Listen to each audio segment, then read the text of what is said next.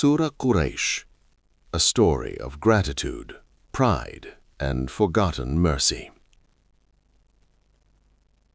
This is the Quran, and this is Muhammad sallallahu alaihi wasallam calling people to Allah, the one unseen yet closer than every breath. They said, "Let this unseen Lord stand before our gods." This is how pride blinds the heart. This is how arrogance deafens the soul to truth. They said, "We guard this house," yet they forgot who made the house sacred. This was Quraysh, the tribe that fed pilgrims and forgot who fed them. They said, "We are Quraysh, the protectors of the Kaaba. Who can challenge us?" But what they claimed was never truly theirs. This is the story before worship, the story before guidance. This is the story of a people who bowed to idols and forgot the one who gave them honor.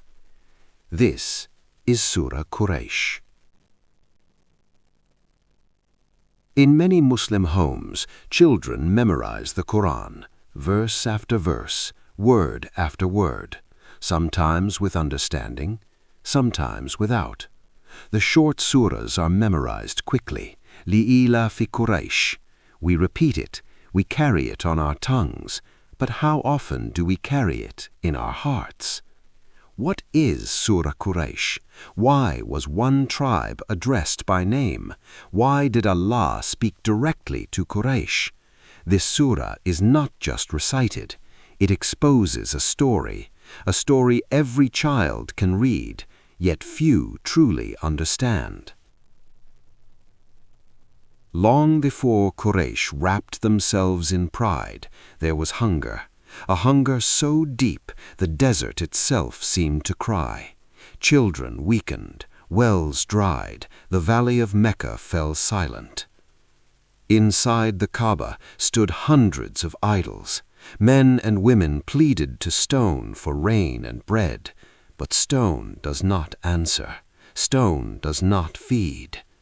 Days passed, nights passed, no clouds came, until one day a name echoed through the valley, spoken like hope itself. Hashim ibn Abd Manaf. He traveled north and south, through danger and dust, seeking a way for his people to live with dignity. He fed the hungry with his own hands. He revived the valley. And he said, "If this house belongs to Allah, then his people must not starve." So the journeys began, winter to Yemen, summer to Syria. Dangerous roads became safe, fear turned into familiarity, and the word ilaf was born, trust, security, protection. By Allah's will, the valley of hunger became the heart of Arabia. But comfort brings its own test. The hunger ended, trade flourished, children laughed again, and slowly gratitude faded. Hands that once begged Allah now offered grain to idols. They remembered the house, but forgot its Lord. Then came the year of the elephant. Abraha marched with arrogance, intending to destroy the Kaaba and erase the pride of Mecca. But the house of Allah needs no defenders. Allah himself protected it. The army was destroyed. The Kaaba stood untouched. Quraysh witnessed it with their own eyes. They knew who saved them. Yet time passed, memory faded, and pride returned. Then Allah sent Muhammad, peace be upon him, from among them. The same people who were honored turned against him.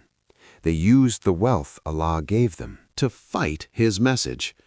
So Allah revealed Surah Quraysh, not as punishment, but as mercy, a reminder.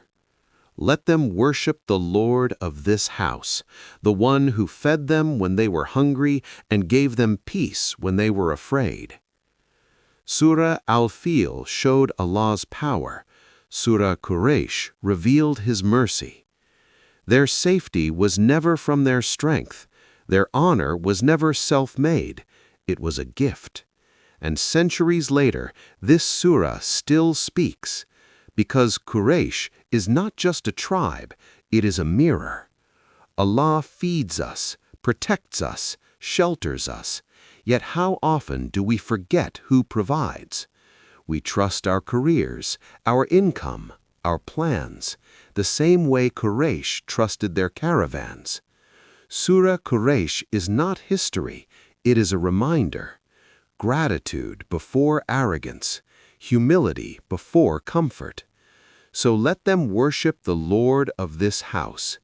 That command was not only for them, it is for us. Let this surah move from the tongue to the heart, because safety and provision are never earned, they are gifted. This is the story of Quraysh, and this is our story too.